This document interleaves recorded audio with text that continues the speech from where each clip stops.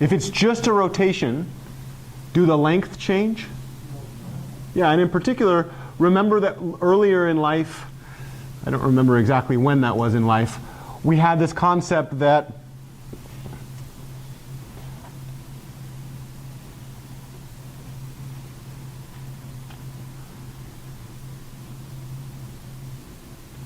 in order to interpret the multiplication problem geometrically, we thought about every multiplication as a scaling, either a compression or a stretching, and then also a rotation. In this case, we're targeting one of those two geometric transformations, which is the rotation, but that rotation does exactly what to the length if we only rotate?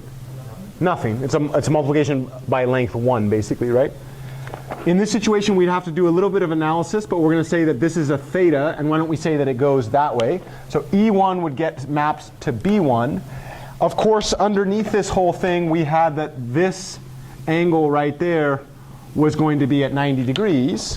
Can you guess what that would mean about the B2? Yeah, we're going to say that B2 also stays length 1. Does that look like there's been a length change? It kind of does, doesn't it? So pretend that I'm a good artist, OK? If you let me open Mathematica, I would be a fantastic artist for this particular problem.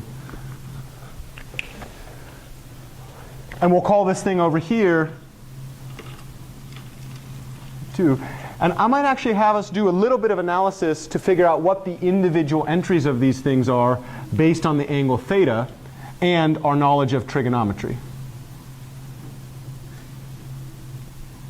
In particular, what is the length, if I looked at the first coordinate entry of that this vector B1, what is this length right there with respect to theta? Yeah, so this is cosine of theta. And the reason that we can say that is we knew that that length was going to be 1 because this transformation only does what? Only rotates. And this one for sure is length 1 because of what we call the 2 norm, right? Which is 1 squared. We also know this is going to be length 1, which we'll get to in a bit. Here we have that the first coordinate of B1 was going to be cosine. What is the second coordinate of B1? Positive or negative? Positive, OK. So now we have sine theta. What about B2? And maybe I should make my 2's look like 2's. That might be smart, huh? Let's think about this for a second. So the length of this blue vector here associated with B2, that thing should be 1. What is the entry of this? What's this value, the first coordinate entry there? Should be, yeah, say it again. Try again. Cosine is adjacent over hypotenuse. Yeah, it's negative sine of theta because of the way that that theta is situated here, right? What about this one? Cosine theta. Here's the claim that we're going to make. We're going to say that we can realize this via matrix vector multiplication. Let's construct a matrix Q, and we'll try to figure out how large that matrix is, such that Q times the vector E1. Can you guess what we're going to say when we multiply Q by E1? We get B1. So we'll have 2 conditions on this thing. And then condition 2 would be Q times the vector E2 is going to be equal to the vector E2. And I was really proud of, well, I'm really proud of every student. But there was a subset of students who came up during the test and asked me questions, and then my immediate questions back were, what are the dimensions? And then they actually checked the dimensions for themselves. And then at the end of it, I said, do you need me to answer that question? And they said no. And I said, why? And they said, because we checked the dimensions for ourselves, even though we asked you to do it for us.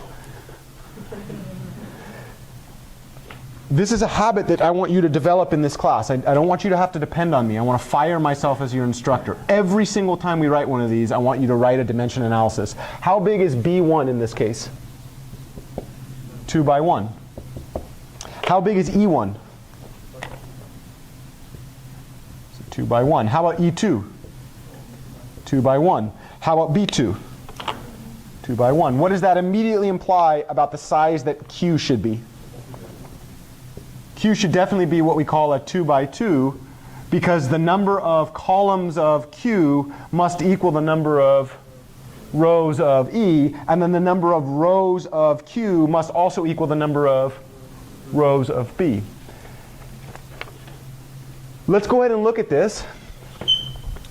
In this case, how big would Q have to be? 2 by 2.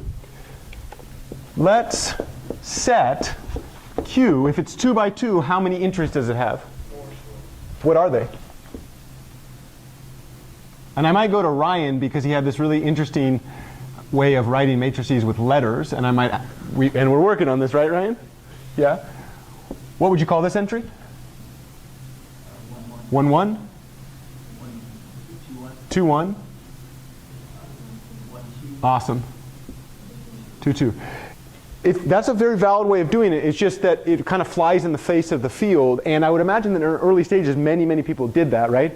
I think the more, this is why I always say, like, write the matrices down for yourself, because I think the more we do it, the less confusing it gets, right? We never really understand math, we just get used to it, as von Neumann said so well. Let's begin with the first problem. If I say Q, I guess I should say consider Q times the vector E1, what would that be? Well, Q we know was written as Q11, Q21, Q12, Q22. What is E1? 1 0. How could I write this via matrix multiplication? And in this case, which of these is doing work and which of them is quote unquote static? Which should I start with? Which do I change? Which do I just leave alone? I'm changing the thing on the right-hand side, and then I'm leaving this alone. Which of these could you am I going to encourage you to think about as active? E1 and E2 are the active elements. The Q is kind of a passive matrix because it's being hit by those vectors, right? In that case, if the passive is on the left-hand side, we're going to chop that into columns. Now we're going to think about this in terms of its individual columns, and then we're going to say that the matrix vector multiplication is written as a linear combination of the columns of my matrix Q with scalar coefficients coming from the rows of the corresponding vector that I'm looking at. So this would be 2 1, excuse me, I think that would be 1 2, right? This is Q1 2, and then this is Q2 2. What's the really nice thing about this? Yeah, it's one of the most beautiful scaling coefficients you could ever hope for. What about this one? The second most beautiful scaling coefficient you could ever hope for, which means that this multiplication, Q times E1, is just what? Yeah, the first column of Q. But we said that in our particular rotation, that first column of Q should actually be equal to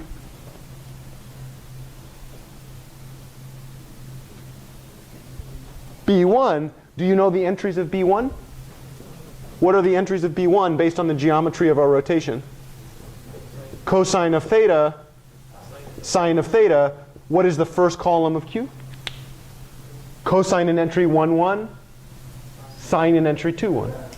Could you guess what we do for condition 2?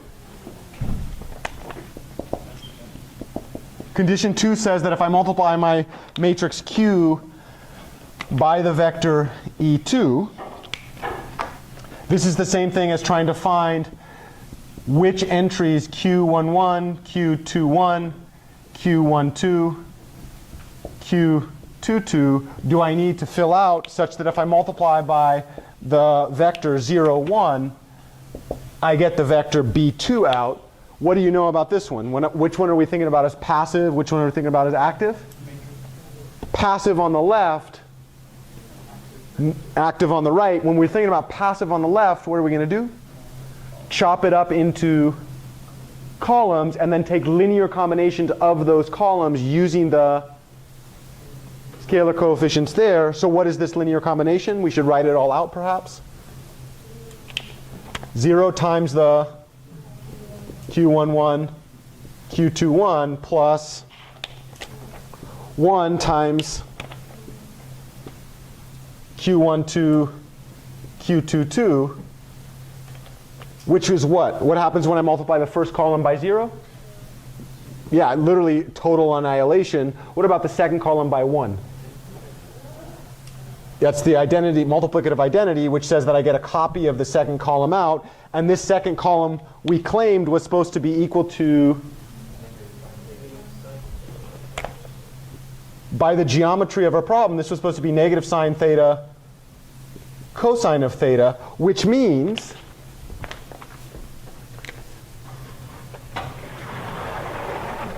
which implies the matrix Q that does a rotation. What are the entries of that matrix? Cosine theta, sine theta, negative sine theta, cosine theta. This is a Gibbons rotation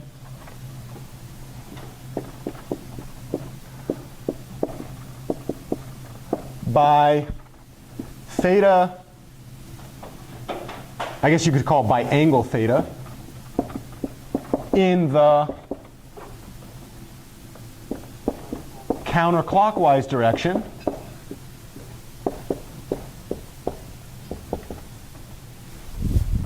Could you guess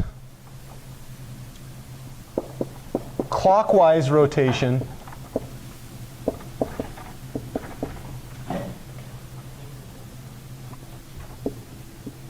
Okay, that's one way to say it. Yeah, by theta is the counterclockwise by negative theta. So let's go ahead and do that. If we said that this was Gibbons rotation by theta, so that would be Gibbons rotation by negative theta. Let's go ahead and check what that would be. I would put a cosine of negative theta. I'd put a sine of negative theta. I'd put a negative sine of negative theta, and I'd put a cosine of negative theta. What do you know about even and odd functions and the trigonometric functions cosine and sine?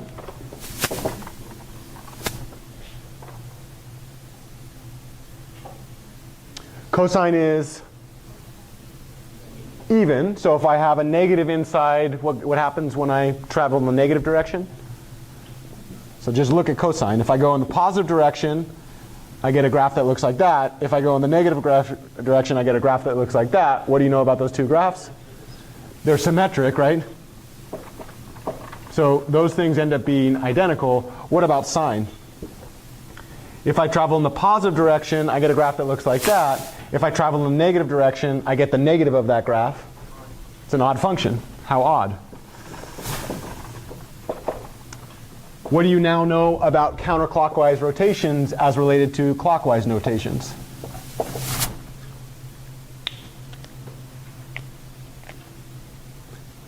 What do you notice about those two matrices, this matrix and that matrix? They're transposes of each other. Could you imagine geometrically if I first go in the clockwise and then I then go in the counterclockwise, what ends up happening? If I take a vector, I do counterclockwise by, counterclockwise by theta, and then I go clockwise by theta, what am I going to back to? The original, which is exactly a property of these type of vectors, matrices. These are called orthogonal matrices. And we're going to talk a lot more about that in the solution of least squares, because when we multiply two orthogonal matrices together, we get the identity matrix out. And that actually is true in reverse if these things are square. In the space of complex number, these are called unitary matrices, which are much more interesting. But this is our first example of orthogonal matrix. Orthogonal matrices only rotate and flip. They don't change lengths. right? These are very, very famous things in numerical linear algebra because they preserve properties of lengths in the codomain or the range in the domain space. That's Gibbons rotations.